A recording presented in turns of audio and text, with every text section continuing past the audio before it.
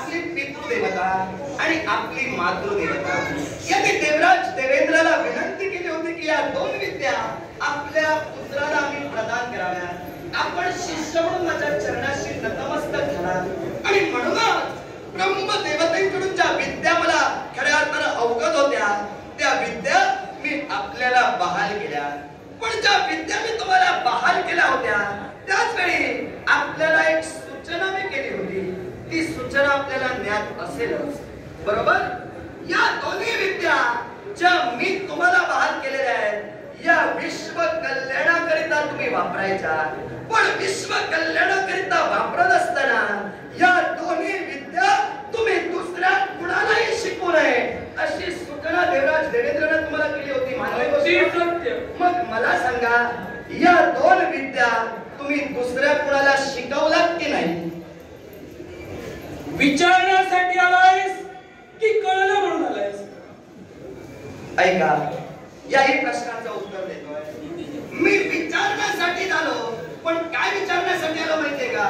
जे मला कळलं ते विचारण्यासाठी आलो. आता तुमच्या प्रश्नाला बघायला द्यायचं, तुमच्या प्रश्नाचं उत्तर द्यायचं झालं तर मला तुमच्या बाबतीत एक घटना समजली आणि म्हणूनच त्या घटनेचा खल करण्यासाठी देवराज देवेंद्र तुमच्यापर्यंत देव दरबार सोडून इथपर्यंत आला. मग जर का आमची एखादी घटना तुला समजली असेल, त्या घटनेचा खल करण्यासाठी आमच्या आश्रमापर्यंत जर का तुझी पावलं पडली असेल, जी घटना तुला समजली ती आम्हाला कथन कर. ऐका, मधुविद्या आणि प्रवर्ग विद्या या दोन विद्या देवराज देवेंद्रने आपल्याला बहाल केल्या आणि सूचनेनुसार या दोन्ही विद्या तुम्ही कुणालाही देऊ नये ही देवराज देवेंद्राची तुम्हाला सूचना होती. मग या दोन्ही विद्या तुम्ही म्हणे अश्विनी कुमारांना बहाल केला. हे सत्य की असत्य? त्रिवार सत्य. मग सांगा, ज्या गुरुदेवानं फार मोठ्या विश्वासाने या दोन्ही विद्या तुम्हाला बहाल केल्या त्या गुरुदेवतेची सूचना तुम्ही का पायदळी तोडविला?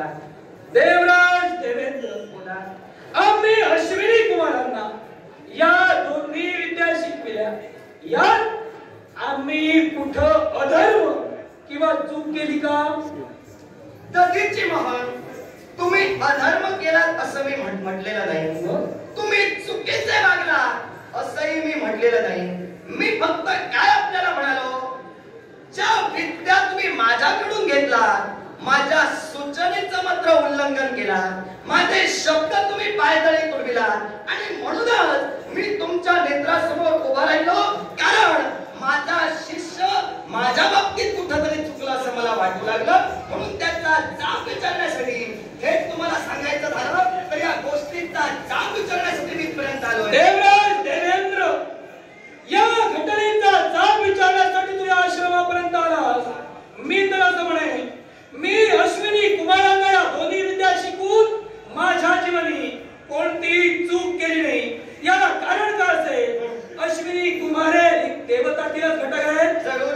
मग जर का अश्विनी कुमार हे देवतातील घटक आहेत, मग अश्विनी कुमार हे विश्वाच्या उन्नतीसाठी झटतात की विश्वाच्या बरबादीसाठी झटतात? अश्विनी कुमार देवतातील घटक असल्या कारणाने विश्वाच्या उन्नतीसाठी ते झटतात. मग जर का अश्विनी कुमार या विश्वाच्या उन्नतीसाठी झटत असेल, मग ती विद्या या विश्वाच्या ठिकाणी अश्विनी कुमार हे विश्वाच्या उन्नतीसाठीच वापरतील आम्हाला ठाम आत्मविश्वास आहे. दधीची महान, अश्विनी कुमारांना जी विद्या तुम्ही बहाल केलात ती ते विश्वाच्या उन्नतीसाठीच वापरणार आहे. कारण देवतातील जे जे घटक ज्या ज्या कार्यासाठी नेमले गेले ते प्रत्येक घटक आपापलं कार्य सुरळीतरित्या पार पाडताय. म्हणूनच विश्वाचं स्थैर्य सुरळीत चाललेलं आहे. माझा मुद्दा तो नाही. मला काय म्हणायचं आहे, जी विद्या मी तुम्हाला बहाल केली होती त्यावेळेस तुम्हाला मी सूचना केली होती की या विद्या तुम्ही इतरत्र कोणाला बहाल करू नये. मग माझी आज्ञा, माझी सूचना तुम्ही पायदळी तोडलात. म्हणून माझ्या न्यायकक्षेत तुम्ही अपराधी ठरलात. म्हणून जाब विचारण्यासाठी देवराज देवेंद्र इथपर्यंत आला. तुझा मुद्दा आता हळूहळू माझ्या लक्षात येऊ लागला. कारण मी तुझी आज्ञा अमान्य केली हा फक्त तुझा वर दिखावा पण आहे. खरं वय नक्की मला सांग रे, तुझं आणि वैरत्व आहे की का? अश्विनी कुमारांचं आणि माझं वैयक्तिक वैरत्व हा प्रश्न तुम्ही मला केला. पाहायचं जर झालं ना, माझे वैरी जागोजागी जपलेले आहेत. याची कल्पना बहुतांश सर्वांना आहे. आता अश्विनी कुमारांचं आणि माझं वैयक्तिक वैरत्व नाही, पण एक किंचिततः वैरत्व आहे शर्यतींच्या यज्ञापासूनच. मी तेच म्हणतोय. ज्ञान असेल आपल्याला, मी स्पष्ट करण्याची गरज वाटत नाही. याला मी कारण आहे, मी बोललो याच्या मुळाशी कारण आहे. कारण आमची पितृदेवता म्हणजे चव्हाण भार्गव यांना ज्यावेळी वृद्धापकाळ आला त्यावेळी या अश्विनी कुमारांनी त्यांना पुन्हा तारुण्य दिलं आणि म्हणून आमची पितृदेवता आपल्या पत्नीच्या घरी म्हणजे स्वतःच्या सासूरवाडीला राजा शर्यतीकडे जाऊन त्यांनी राजा शर्यतीला एक यज्ञ आचरणाला न्यायला सांगितला आणि तो यज्ञात फक्त अश्विनी कुमारांनाच आहुती देत होते. हे ज्यावेळी तुला स्वर्गात कळलं त्यावेळी त्या यज्ञाचा विध्वंस करण्यासाठी तू स्वर्ग सोडून असा झाला होतास आणि त्यावेळी त्या यज्ञातून एक मधु नावाचा राक्षस निर्माण झाला. तो तुझ्या पाठलागावर होता, तो तुझ्या मागावर होता. ज्यावेळी तुला सत्यता कळली त्यावेळी चव्हाण भार्गवांचे चरण पकडले, क्षमा मागितली आणि म्हणून तुझ्या मागे लागलेला राक्षस आणि तुझ्या माथी आलेला संकट त्यावेळी दूर झालं. त्यावेळी अश्विनी कुमार यांना आम्ही वेळ देत होतो म्हणून तो यज्ञ रोखण्यासाठी आलास. आता मी अश्विनी कुमारांना विद्या संपादन दिली म्हणून आम्हाला रोखण्यासाठी आलास. म्हणून विचारलं वैयक्तिक वैरत्व आहे. आणि म्हणूनच मी स्पष्ट केलं माझं किंचिततः वैरत्व त्यांच्याशी होतं. बोलता बोलता बोलून गेला. राजा शर्यतीने यज्ञ केला, त्यातून एका असुराची निर्मिती झाली. हा असुर माझ्या मागून धावला. त्यावेळी मी त्या शर्यतींचे पाय धरले. का धरले? कारण ओंकार स्वरूपी गजाननाकडे ज्यावेळी मी न्याय मागण्यासाठी या गोष्टीचा गेलो त्यावेळी त्या ओंकार स्वरूपी गजाननानं मला जी कृती करायला सांगितली ती कृती मी केली. कारण ज्या मदासुरानं जो यज्ञातून असुर निर्माण झाला होता त्या असुरानं समस्त देव देवतांवर आक्रमण माझ्यासाठी केलं होतं आणि म्हणून विश्वाचं स्थैर्य कुठंतरी ढासळत होतं. म्हणून देवतांची आज्ञा जी मला झाली त्या आज्ञेनं मी ती कृती केली. मग जर का विश्वाचं स्थैर्य ढासळत होतं आणि याच्या